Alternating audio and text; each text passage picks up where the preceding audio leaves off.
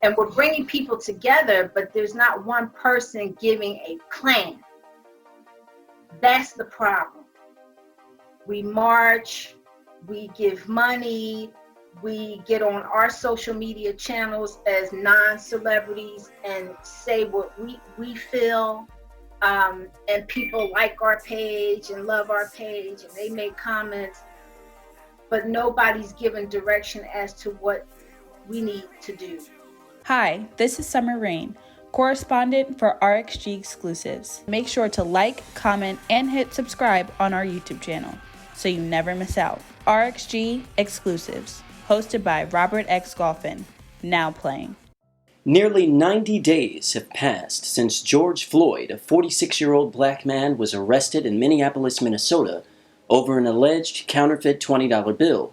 During that encounter with police, a white officer, Derek Chauvin, knelt on Floyd's neck for almost 8 minutes. Floyd was later pronounced dead.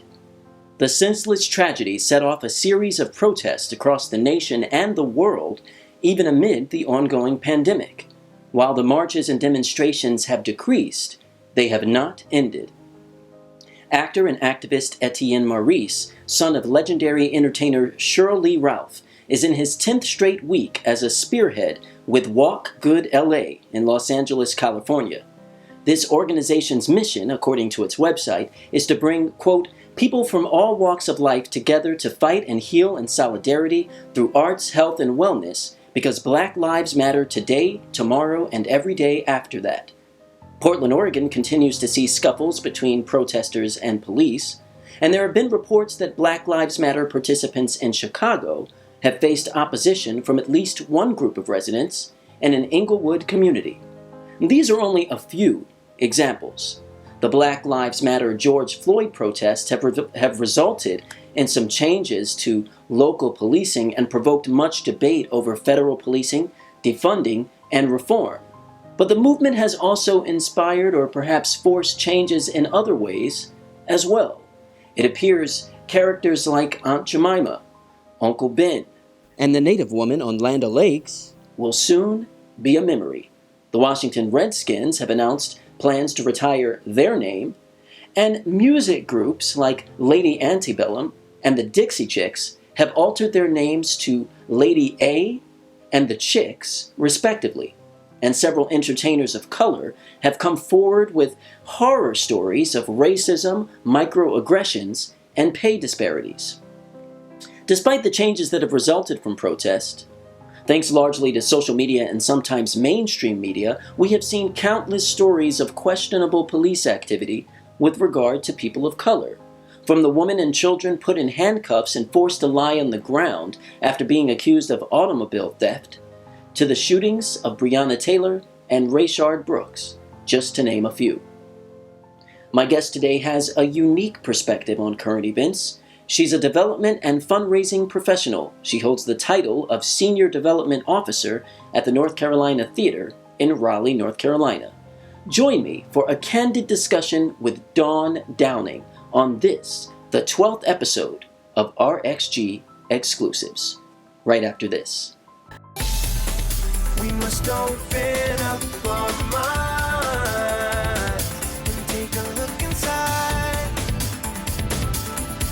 That we find we hold all the answers in life. You're watching RXG Exclusives. Oh, they tried to keep us away. Dawn, the current administration and many in their party have made it clear they don't believe there is such a thing as systemic racism. Are you in agreement, and how would you define systemic racism? Break it down. I come from a blend of people that were stolen from Cameroon, mixed up with the West Indies, which is probably where they dropped some of us off. I also have Scottish, Irish descendants. My grandfather was half white. My family here in North Carolina had a big farm, 264 acres, and my great-great-grandfather was a business person. He grew tobacco. He hired people from the community. He kept them working. He bought that land with tooth and nail. They didn't want to give it to him, but he got it. He would have been considered wealthy then. We found canceled checks, $100, like the checks were this big at that time, from Bank of North Carolina. This is back in like 1902. Wow. So there were communities all across this country, that Black communities that were thriving after the end of slavery, when they began to disperse and they began to practice their trade. My family comes from farmers and carpenters, and when they began to help build this nation, as a lot of them started their own communities, like Black Wall Street in Durham, like the Black Wall Street they talk about in Oklahoma City. And then others began to see that, who had just lost all of their workers on their plantations. And now this other group that you used to hold in chains is now progressing and thriving. Then you set in Jim Crow laws to make it difficult for us to continue on that momentum. Now we're separate.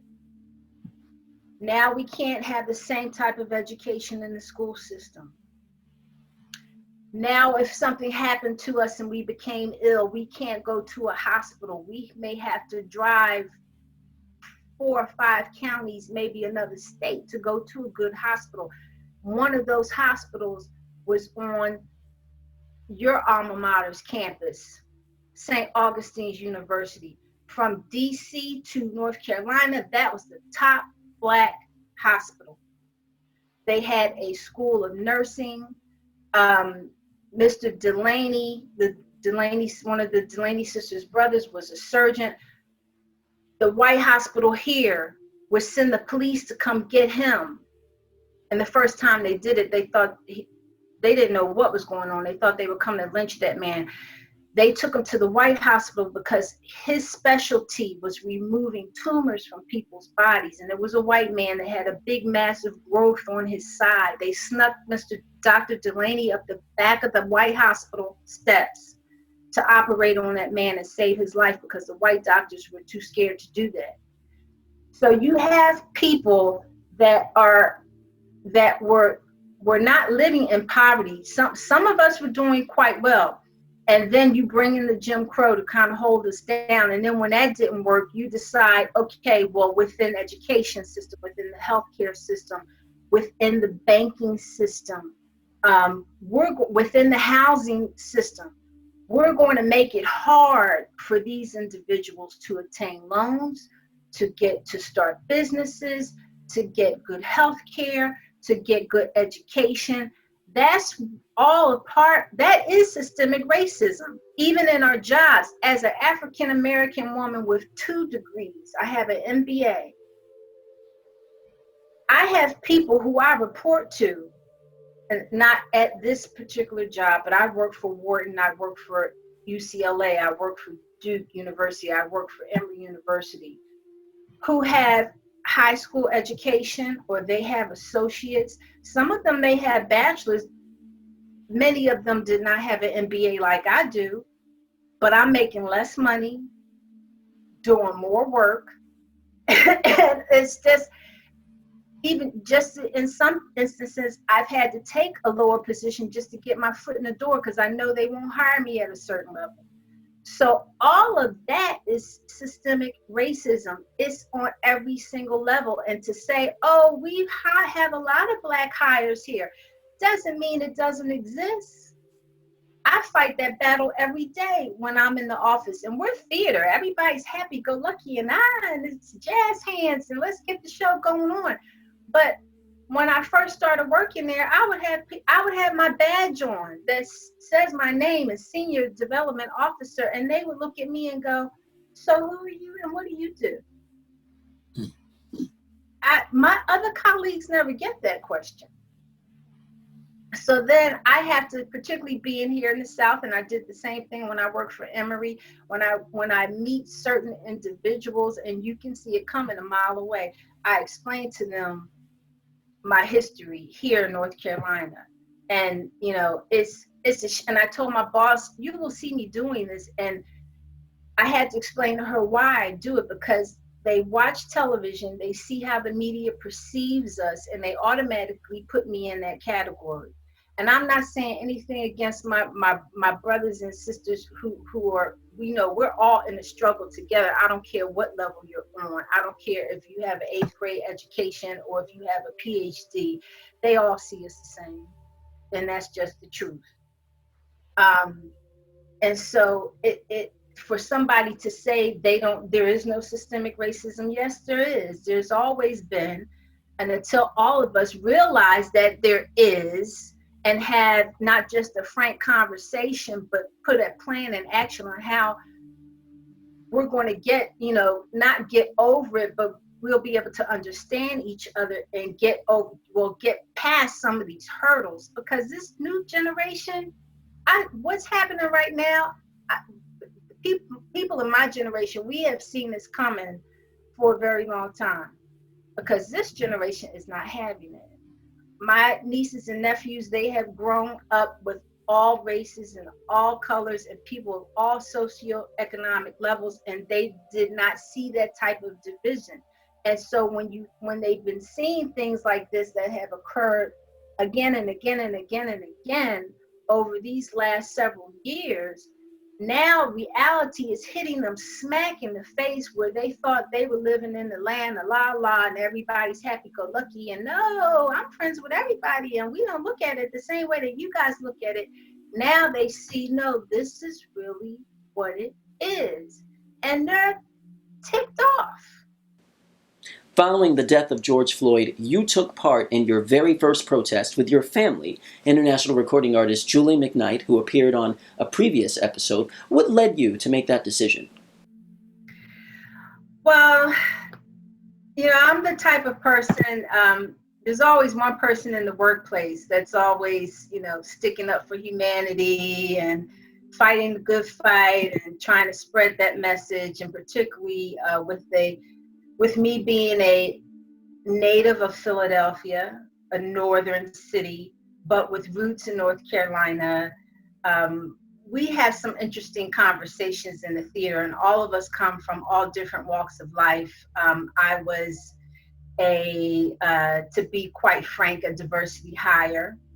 The theater's been in existence for 36 years. And of course, they've had African Americans or Black folk or whatever you want to call yourself. I have a cousin that doesn't want to be referred to as either, but that's fine. They've hired them on the stage and production work, but I think I was probably one of the first ones other full-time working in the theater office. And so the various discussions that we have, from politics, discussions like open carry laws, and just general perceptions of people and how we interact with our community. One of the things that theater is dealing with, and this is all across the nation, is how to make their audiences more diverse, how to appeal and also let people know that they're welcome to come. And particularly with our theater being in Raleigh, there has been a perception for years, and it's not the case now, and hopefully we're doing a much better job at messaging, and also just our genuine interest in having a more diverse community, reaching out to them, than we've had in the past. So things have been changing since I've been there, which is going on 3 years. So because I'm always discussing those issues and holding up that bloodstained banner, I felt like I would be a hypocrite if I was just sitting here and watching things happen on television. And to be quite honest, when things really kicked off earlier part of last week, I kept checking my Twitter and I kept checking Instagram to see if some activity was happening here in the city of Raleigh. One thing that needs to change here, and I've lived all over. I've lived in Philadelphia, I've lived in Atlanta, I've lived in Los Angeles. And I'm used to a city that has not only a lot of culture, but that there's activism in the city. And so when I first moved here, I'm looking for our NAACP headquarters is we have a division in Raleigh and Apex, sister joint, but it's based out of Greensboro. We don't have a Black Action Network headquarters here. We don't have a Black Lives headquarters here. There's certain things, even the 100 Concerned Black women that I was interested in being a part of, we don't have a chapter here. And I'm like, what is going on in this city that you have? These are some of the top Black organizations that support change and also help people in the community. Those that the lesser of those, they help feed people. They help with job searches. They help high school students prepare for college. They help with preschool and elementary students. We don't have those here in Raleigh. And so I didn't see anything coming through Thursday night, Friday night, and then Saturday is when Julie said they're having a protest on Saturday. Are you going to come downtown with me? And she's been to, that's my sister-in-law, Julie. Julie McKnight. Yes, she's participated in quite a few. She went to the Women's March here in Raleigh. I think I was out of town. Didn't join her. But you reached out to me, I told you that she's more like Angela Davis and I'm more like Maya Angelou. So I was a little apprehensive only because some of the tweets that I saw, people were giving fair warning that this was not an organized protest like a Black Lives Matter or a protest supported by the NAACP or those type of organizations, that it may even be some right wing or white left people organizing this event. And so at first I was a little apprehensive, but then I thought about it, and not only because I try to fight the good fight when I'm in and out of the office, but also because just the bottom line of what happened with the murder of George Floyd, and to see that on tape, because I didn't see it live. I saw the video recording, and to see the boldness of the police officers that was on his knee. And as I began searching for more information and seeing that there were 3 and not just the one, and I'm like tweeting at CNN and MSNBC and Fox, like, there's another video, you guys the media wasn't talking about it. And so I said, I have to go down for the Floyd family, for my community, for my other half, Chris, Julie's brother, for my nephews, for my brother, for my male cousins who are Black. I've heard a lot of people saying that, particularly Black women, that they're fearful for their children when they go out. They're fearful for their husbands when they go out, even at this age. And I'm like the tail end of baby boomer. I know I don't look like it, but I am. And that, I agree. When Chris goes out to the store, he loves to cook and he makes his grocery runs. And we live in a community that is, it's changing.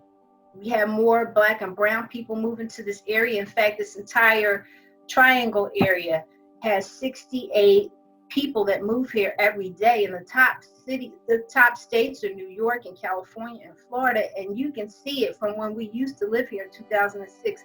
It is changing, and we all have to learn how to live together. Unfortunately, Chris has experienced an incident with somebody that we learned lived in our community that just felt emboldened by what's going on in the White House and what 45 is spewing out to folks. And, he's driving back from the store and this guy is coming up on his bumper and just tailing him. And then he finally gets around Chris and he jumps in front of him with his big truck. I know it's stereotypical, but he had a big truck. And he goes like this. And we're like, what? Like, we weren't used to any of this happening. That was, and we've only seen things like this since 45 has been in office. And the same guy at the top of COVID-19 was going in and out of the community with a big old "Make America Great" flag on the back of his truck. Now he's since taken it down. But our community, we have Latinx people here, we have African American people here in our community, we have Indian families here in our community, we have Asian families here in our community, and the majority of us, is still the South. They drive by, they wave and things of that, but there are a few. And so I just felt like I needed to stand up for what was right. This has been going on for over 400 years. Now, there doesn't seem to be actual leadership in the movement. Do you consider that a problem? Everybody has a different message, but there's not one person. And we're bringing people together, but there's not one person giving a plan. That's the problem. We march, we give money, we get on our social media channels as non-celebrities and say what we feel. And people like our page and love our page and they make comments, but nobody's given direction as to what we need to do. And there are some great resources out here. I was lucky enough through my theater to participate in the Racial Equality Institute conference that they had here in downtown Raleigh, and this was probably back in November. And it's an organization out of Greensboro.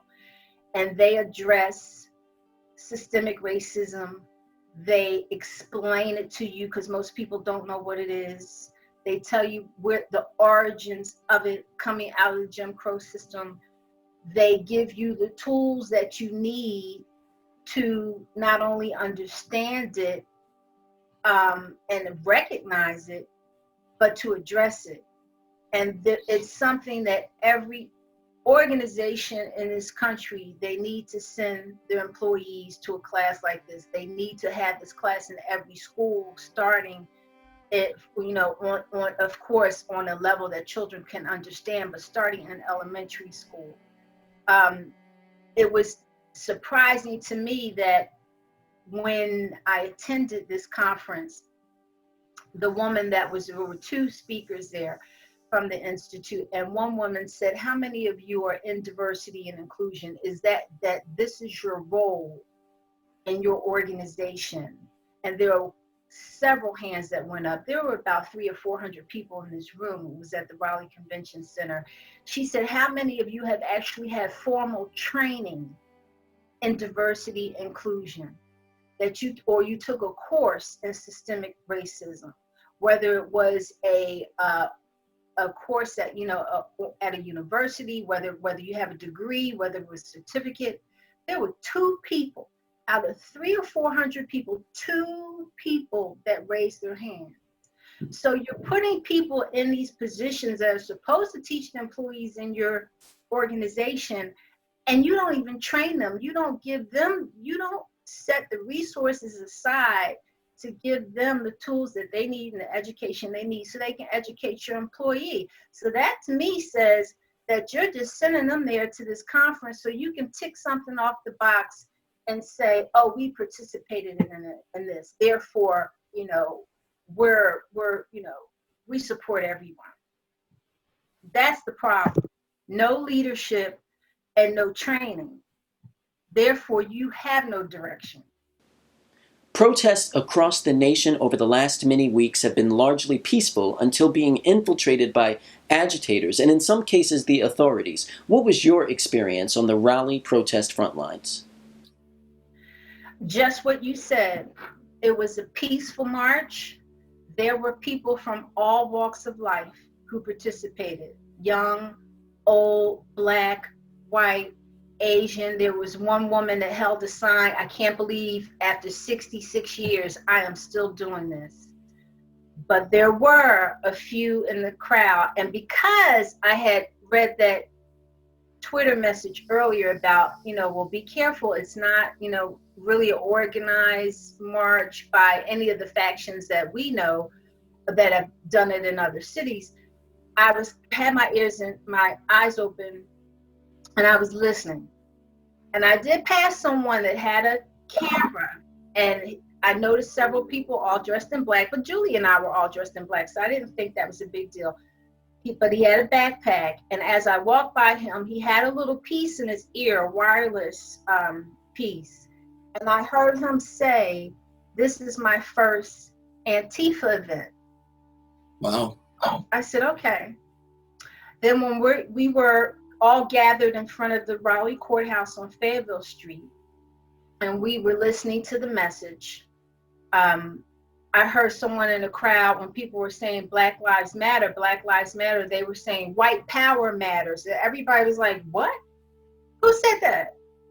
So there were people, I'm sure, from the far right and the far left, but we were still all peaceful.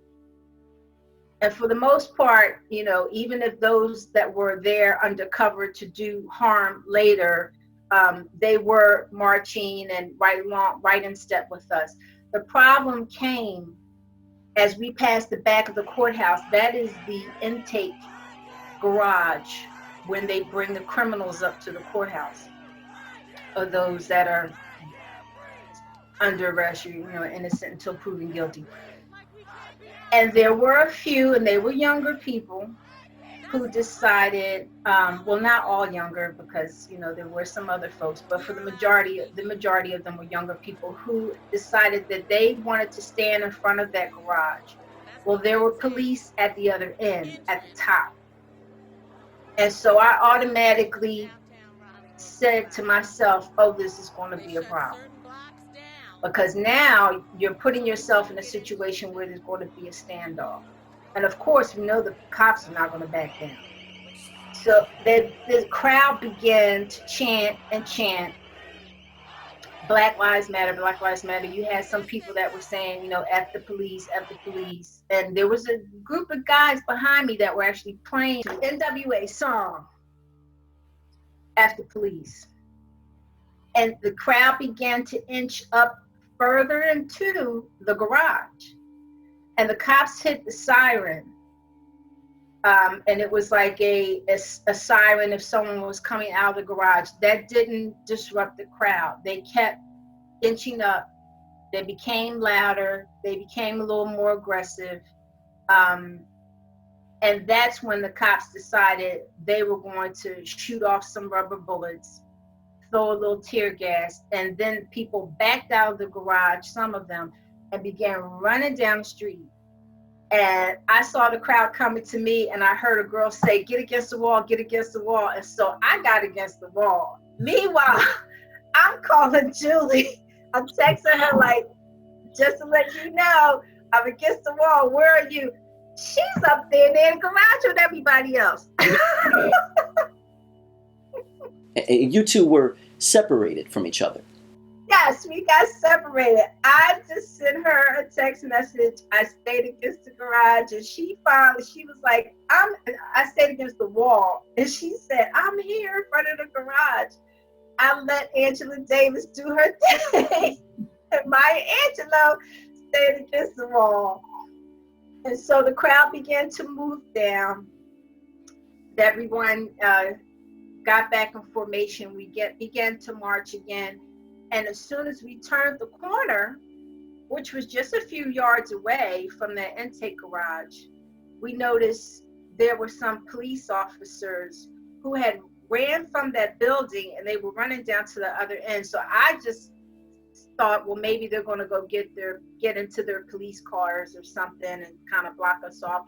We kept marching. Julie was still behind me, and I stopped to wait for her once I got halfway up the street, because up the hill there were more police officers, and they did have their cop cars up the hill. So the crowd sort of got separated. Some turned to the right to avoid the cops at the top, and others just kept walking, and they walked right past the police officers. But Julie was in the back, and she said as they turned that corner, and the crowd had gone, everyone was beginning to march up the hill. But at the tail end, that's when the police officers decided to release tear gas. And there were kids in that group. And so now Julie is livid. Other people in the crowd are livid. Mothers are grabbing their children. They're like, why are you doing this? It's peaceful. And then I'm at the top of the crowd, so I'm walking towards the police officers, and they began to put on their gas masks, the police officers that were at the top of the hill. And I'm like, this is ridiculous. We've done nothing. I mean, other than that group antagonizing the cops in the garage, no one was throwing bottles. No one was damaging property. None of that happened. We continued to march past the cops. Some people began to run a little bit. By the time we got home, it was still daylight. The dust was coming in. And then that's when things changed. When it got dark, when the evening came, things changed. And it was just a different group of people there. And we were watching it on the news at that point. And if anybody knows Raleigh, North Carolina, it is not like 18th and Walnut in Philly. It is not Santa Monica, downtown Santa Monica in LA. It is not Beverly Hills. We don't have luxury high-end stores downtown. So for somebody to want to bust up a window on Fayetteville Street, we have restaurants. We probably have 2 or 3 boutiques, and they're just, you buy little fancy greeting cards and little candies or something, but we don't have fancy stores. So for somebody to actually take the time to go down to Fayetteville Street and bust up a whole bunch of restaurant windows, I mean, it's ridiculous. And it's a shame that the media, that has gotten to the point where I understand the media has to talk about it, but that is not the focus of what's going on. And then on the other hand, you have to say these corporations, when people talk about people looting, these corporations have been looting from us for years. As someone who works for a nonprofit arts organization, we are still waiting for our COVID-19 funding. But big businesses have gotten theirs. We survive on ticket sales to our theater. We produce Broadway shows, and we survive on donations. And because of COVID-19, we don't have any shows. Therefore, we don't have ticket sales. And if we had to postpone all of our shows, God forbid we have to cancel them, because then people may ask for their monies back, which is going to put us in between a rock and a hard place. But these big corporations have got millions of dollars. So I can understand, as far as like the left-wing people, I think that's probably their frustration. It's just a combination. The right-wing people, they don't, to be honest, they don't give a shit about Black folk, no way. So they're there to cause problems so they can make us look bad, which we see on the media now. Now these young people are standing up. These young Black kids are standing up saying, no, you're not going to destroy this, just so that media and everyone else in this country can turn around and blame us. You're making us look bad. So now they're standing up, trying to protect these stores. Granted, they have insurance too, but they'll recover. But the violence on top of the far left and the far right, and all of us that are stuck in the middle, who really, our agenda is for inequity. We want this to be a fair process, and everybody around this globe knows if the situation was on the other foot, when it comes to you and I, we would have been arrested immediately, and then they would have figured out what all the charges were. But I want to educate people. I don't mind educating people. I don't have to feel, some people feel like, well, that's not my job. I don't feel that way. I think we both have to, we have to know one another in order to understand one another, we're all human, in order to have compassion for one another. You can't have compassion for, I don't have compassion for the cell phone. It's a thing. I'm not going to talk to it. I'm not going, this is how some people perceive other folks. I'm never going to deal with them. I'm never going to talk to them. So I don't need to understand them. Therefore, you don't have compassion for that person. So we all need to get to know one another.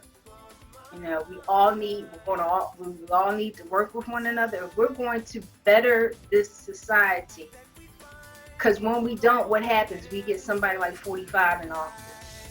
Well, Dawn Downing, thank you very much. This has been extremely enlightening. I've learned more about you than I ever knew. Thank you, X. All right. Well, the conversations continue on the next episode of RXG Exclusives. Thank you for watching. Make sure you're registered to vote, and I'll see you next time. That's why you gotta keep your head up high, my friend. I'm saying.